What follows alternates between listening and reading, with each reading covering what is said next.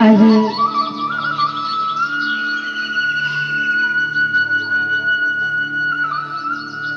मन को एकाग्रचित करते हुए कथा में प्रवेश करेंगे।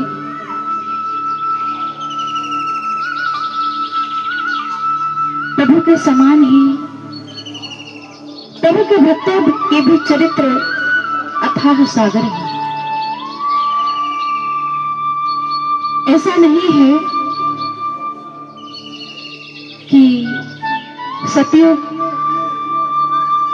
त्रेता और द्वापर में ही भक्त हुए, कलयुग में भी ऐसे ऐसे महान भक्त हुए हैं जिन्होंने प्रभु को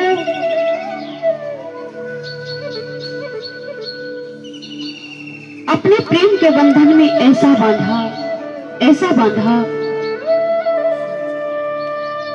कि प्रभु स्वयं को छुड़ा भी नहीं पाए।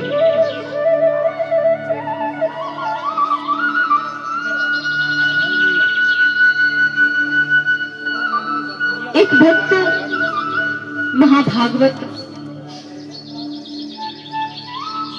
श्री खोजी जी महाराज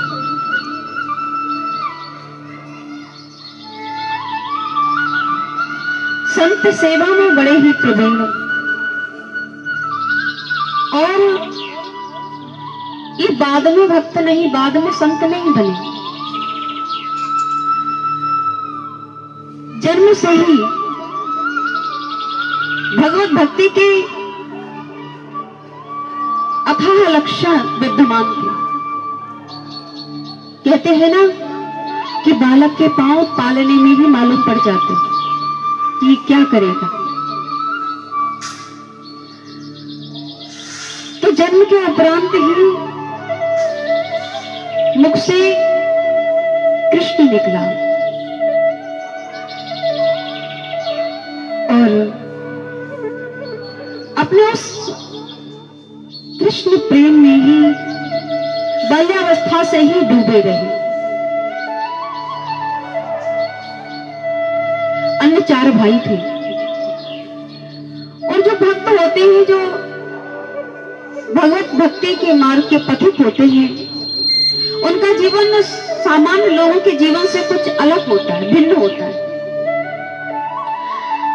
सांसारिक क्रियाकलापों में मन ही नहीं लगता था। 4 भाई और भी थे, लेकिन वे सब काम करते थे घर का, जो भी घर के काम काज होते, लेकिन इनको कोई भी काम दिया जाता था तो भाव से नहीं, भाव से क्या कैसे भी करते ही नहीं थे। तो सब घर में निकम्मा, निठल्ला आदि आदि नामों से इनका संबोधन करते थे, बुलाते थे। और संत सेवा में बड़े प्रवीण हैं, घर से संपन्न है। तो जो भी धन घर में है पिता का, वो संत सेवा में, साधु सेवा में लगा देते, भोज भंडारा कर देते और स्वयं घर में कोई काम भी नहीं करते। तो जाहिर सी बात है, घर में किस प्रकार का कलेश होता है। एक तो कार्य ना करने पर और दूसरा धन का खूब व्यय संतों पर कर देने पर। पिता बड़े क्रूर भाव से इनके ऊपर आए और डांट करके बोले, इसी क्षण तू घर से निकल जा। खुद तो कोई काम करता नहीं और जो मेरी कमाई का धन है वो तो साधु संतों में लुटा देता है, इसलिए तो इस घर में रहने के योग्य नहीं। इसी समय चला जा घर से। और क्रूरता से उत्प्रोत होकर के पिता ने इनको घर से बाहर निकाल दिया। क्या कर सकते थे? घर में तो धन वैभव की कमी नहीं थी, लेकिन बाहर भाव वही है संतों का कि संतों की सेवा होनी चाहिए। लेकिन संत सेवा करें तो करें कैसे। पति पत्नी दोनों को घर से बाहर कर दिया और पत्नी का जो भी जेवर है उसको बेच करके, गिरवी डाल करके संत सेवा करने लगे। भगवान के भक्त बड़े विचित्र होते हैं और इस प्रकार से एक एक करके सब जो भी गहना है बिक गया। एक झोपड़ी घास फूस की डाल करके रह गए थे। लेकिन संतों का आना जाना लगा है, क्योंकि पहले से ही खूब भोज भंडारा चलता था, खूब साधु सेवा करते थे। तो संत मंडली में जो भी सुनता है तो इनके दर्शनों के लिए भी आता है, और जब संत आते हैं तब प्रसादी तो पाएंगे ही। एक दिन अयोध्या से बहुत सारे संत आ गए, संतों की पूरी मंडली आई और घर में एक अन्न का दाना नहीं, एक भी अन्न का दाना घर में नहीं है। पति पत्नी बड़े उदास बैठे हैं और नगर में गए, बनियों की दुकान पर कुछ सीधा सामान मांगा कि उधारी में दे दो। लेकिन ये संसार बड़ा स्वार्थी है। यहाँ कोई भी मित्रता आपसे करता है तो आपकी हैसियत देख करके करता है। यदि आपके पास धन का अभाव है ना, तो ऐसे ऐसे दृश्य सामने आते हैं, सगे संबंधी भी आपको पहचानने से इनकार कर देते हैं। अर्थ प्रधान ये लोग हैं। तो किसी ने सीधा सामान नहीं दिया, किसी ने उधारी में राशन नहीं दिया। घर में संत बैठे हैं, क्या करें। बड़े ही अकिंचन भाव से रहते थे, स्वयं के लिए कभी भगवान से कुछ भी याचना नहीं की दोनों पति पत्नी ने। लेकिन संत बैठे हैं, मुंह झुकाए हुए, लटकाए हुए बेचारे पत्नी के पास आए और श्री डोंगरी जी आकर के कहने लगे कि आज कुछ उधारी में भी नहीं मिला। तो पत्नी ने कहा आप बैठिए और हम जो संपूर्ण विश्व का भरण पोषण करने वाले हैं उनसे ही आग्रह करें, उनसे ही विनती करें, तो वही अपने इन संतों का उधर पोषण करेंगे, वही कोई व्यवस्था करेंगे। और दोनों भक्तों ने हाथ जोड़ करके प्रभु से प्रार्थना की कि हे नाथ, आपकी कृपा से ही दुर्वासा जब पांडवों के पास आए थे, दुर्योधन ने भेजा था, उसने कृपा नहीं की थी, उसने ईर्ष्यावश भेजा था। पांडव जब भोजन कर जाते हैं तो अक्षय पात्र में कुछ नहीं रह जाता था। द्रौपदी जब भोजन कर लेती थी तो अक्षय पात्र खाली हो जाता था। लेकिन उस अक्षय पात्र से भी आपने साग के एक कण से स्वयं ग्रहण करके जब दुर्वासा ऋषि के संपूर्ण शिष्यों सहित दुर्वासा जी का उदर भर दिया, तो क्या इन संतों की आप व्यवस्था नहीं करोगे? हे दयालु, हे कृपालु, आप ही अब लाज रखिए। तो ऐसा वर्णन आता है कि उस समय अन्न की वर्षा हुई, इतने अन्न की वर्षा हुई, इतने अन्न की वर्षा हुई, खूब पत्नी ने रसोई बनाई और साधु सेवा हुई, भोज भंडारा हुआ है। ये चर्चा गांव में फैल गई। इस प्रकार की चर्चाएं बहुत शीघ्रता से फैलती हैं। पूरे गांव में यह चर्चा फैली कि अब तो श्री डोंगरी जी के यहाँ पर की वर्षा हुई है, जिनसे संत सेवा हुई। और ये बात जब इनके पिता को मालूम पड़ी तो अपनी करनी पर बड़े पछताए। माया में मैं इतना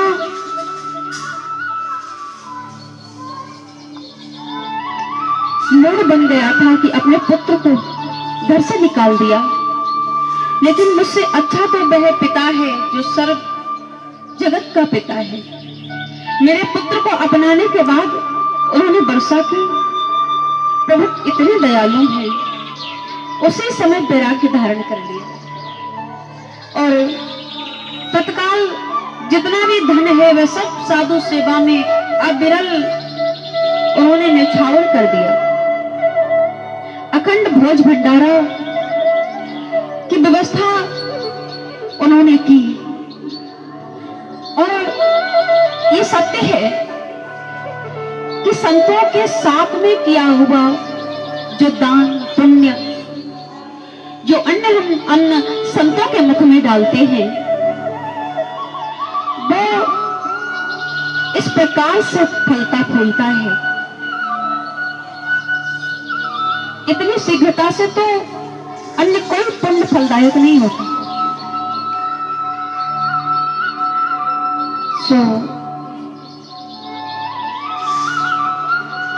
सभी ने बड़ी प्रसन्नता के साथ ये संत सेवा का दायित्व लिया। और कुछ समय के बाद इनके पिता को संत मंडली आई दूसरे गांव में, और ये अपनी कुटिया को छोड़ करके संतों के पास जाकर बैठे।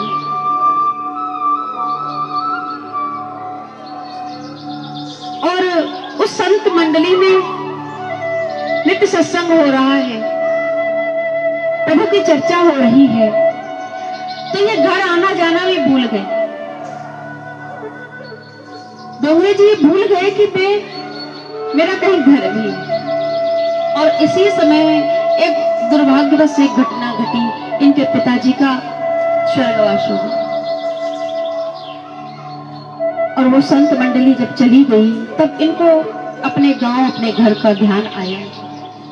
ये घर आए तो जो और 4 भाई हैं उन्होंने विचार किया कि ये निठल्ला है, कोई काम करता नहीं। और तो सारे कामकाज हो गए थे, जो भी मरने के उपरांत क्रियाएं होती हैं सब हो गई, लेकिन उनकी अस्थि विसर्जन जो होता है वो अस्थियां रखी हुई थी और गंगा जी मैया दूर थी। तब उन्होंने कहा कि चलो इसको ही भेज देते, ये जाकर के ये जल प्रवाह कर देगा गंगा जी में। इनसे कहा कि वैसे तो तुम्हें कोई दायित्व तो निभाया नहीं, लेकिन ये अस्थियां पिताजी की हैं, इनको ले जाओ और इनको जल में गंगा जी में प्रवाहित कर दो। इन्होंने मुस्कुरा करके कहा कि भैया शायद आप नहीं जानते, जिस स्थान पर हरिनाम संकीर्तन होता है उस स्थान पर गंगा आदि नदियां स्वयं आती हैं, स्वयं आ जाती हैं, इसलिए इनको वहां ले जाने की आवश्यकता नहीं। लेकिन उस सामाजिक लोगों ने और उन भाइयों ने बहुत डांट करके प्रेशर दे करके कहा कि नहीं नहीं, इनको गंगा जी में ही तुमको लेकर जाना है। तब इन्होंने कहा चलो ठीक है, जब सब कहते हैं तो कुछ संत मंडली को साथ लेकर के हरिनाम संकीर्तन करते हुए अपने पिताश्री की उन अस्थियों को लेकर के जा रहे थे डोंगरे जी महाराज। उसी समय गांव से निकले कुछ दूरी पर देखा कि कुछ दिव्य युवतियां हैं जो अपने शीश पर स्वर्ण कलश रखे हुए हैं, सोने के कलश रखे हुए हैं, और इनके सम्मुख आई और आकर के प्रणाम किया।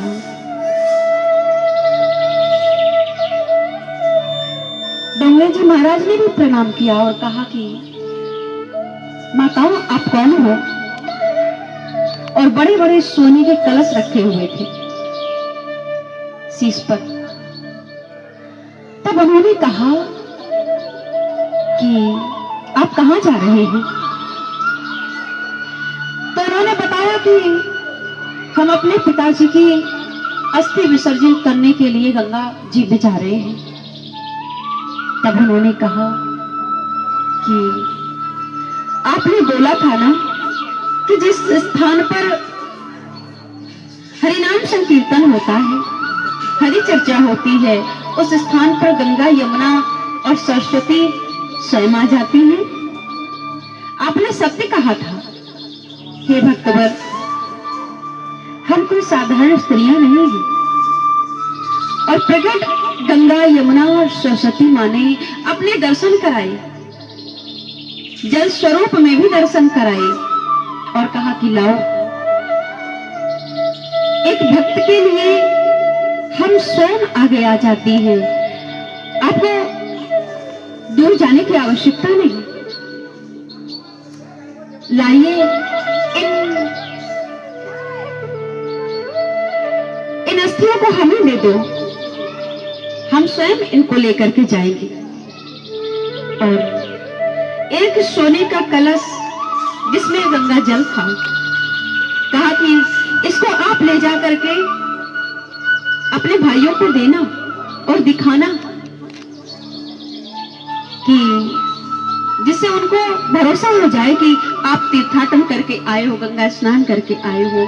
सभी संतों ने तीनों गंगा, यमुना और सरस्वती में स्नान किया और एक सोने का कलश भर करके गंगा जल शीश पर धारण करके ये घर को वापस आए। बहुत शीघ्र आ गए, बहुत शीघ्र लौट आए तो विश्वास नहीं माना कि इतनी जल्दी कैसे? अभी कोई निकले और कहे कि हम हरिद्वार होकर के आ गए, ये संभव कैसे? क्योंकि लौकिक दृष्टि से तो संभव नहीं। लेकिन प्रभु की कृपा से गंगा मैया स्वयं आई और ये जो बोल रहे थे वह सत्य है। ये सत्यार्थ करने के लिए इन्होंने दिखा भी दिया। स्वर्ण कलश, जो कि एक कलयुग की घटना है, साधारण हर मनुष्य पर सोने का कलश होना संभव नहीं, तो लोग जान गए। कई कई बार जब अकाल पड़ा तो अन्न की वर्षा हुई, एक बार नहीं। प्रभु की कृपा से अनेकों अनेक बार इनके समय में इनके घर में अन्न की वर्षा हुई, जिससे अखंड संतों का भंडारा चला, भोज भंडारा चलता रहा।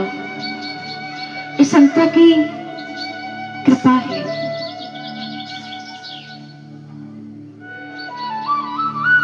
और जिस भक्त को भी ये ज्ञान हो जाता है कि संत और भगवान में भेद नहीं, तो भगवान बड़े प्रसन्न होते हैं। क्योंकि भगवान तो केवल मंदिर में आपको दर्शन होता है, संत भगवान जो कि भगवान के चलते फिरते मंदिर है, उनके हृदय में साक्षात श्यामा श्याम विराजमान रहते हैं, जिनके नेत्रों की आभा बता देती है उनके भक्ति का प्रेम, श्यामा श्याम का प्रेम। और इस प्रकार से अनेकों अनेक बार, एक बार ये द्वारिका गए तो पत्नी को साथ लेकर के जा रहे थे, तो पहले के मार्ग बड़े विचित्र थे, पैदल ही चलना हुआ करता था। तो पत्नी के साथ में जा रहे थे, मुगलों का शासन था, तो पत्नी को छीन लिया। उसी समय साक्षात भगवान कृष्ण प्रकट होकर के इनकी पत्नी को छुड़वाया और उन आताताइयों को यथाउचित दंड दिया।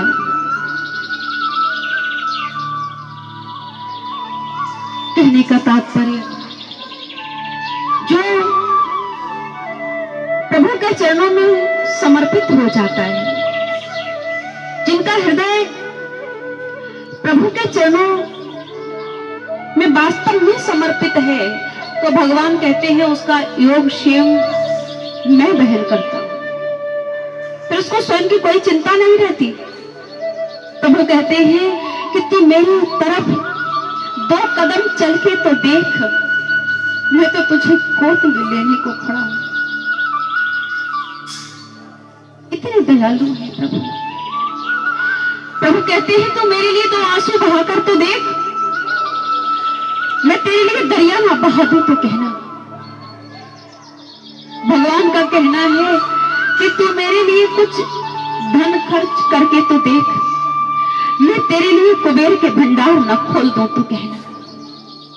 मेरे प्यारे, तू मेरी तरफ 2 कदम आ, मैं तो तुझे गोद में लेने को खड़ा हूं, गोद में लेने को खड़ा हूं।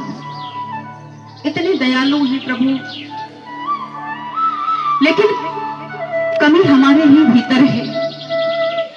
हम ही संसार में जो लोग हमारे हैं ही नहीं, उनसे प्रेम करते हैं, और जो वास्तव में हमारा है उसे भूले बैठे हैं।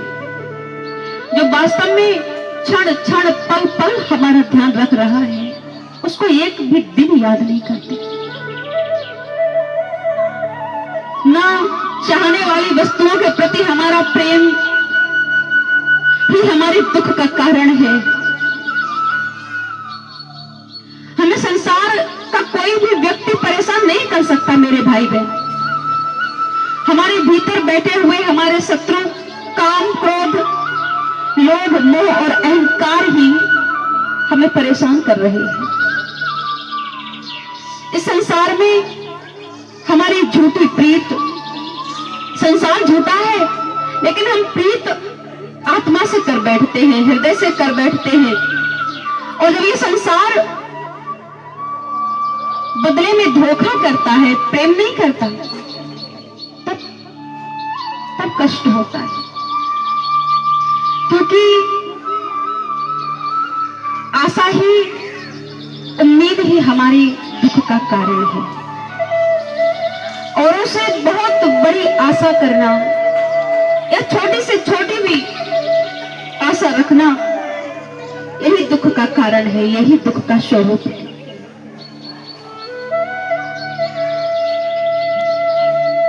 कहने का तात्पर्य, इस संसार में रहते हुए, अपने कर्तव्यों का पालन करते हुए, ऐसा नहीं है कि हम परिवार को त्याग दें। तभी ये सिद्ध होगा कि हम प्रभु के सच्चे प्रेमी हैं।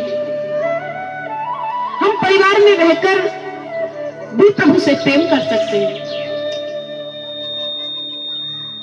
परिवार में रहकर हम कैसे रहें? हमारे हृदय में ठाकुर जी हो और हम अपने दायित्वों का निर्वाह करते रहें, कर्तव्य परायण बन करके अपने कर्तव्यों का निर्वाह करते रहें। यही सच्ची भक्ति है।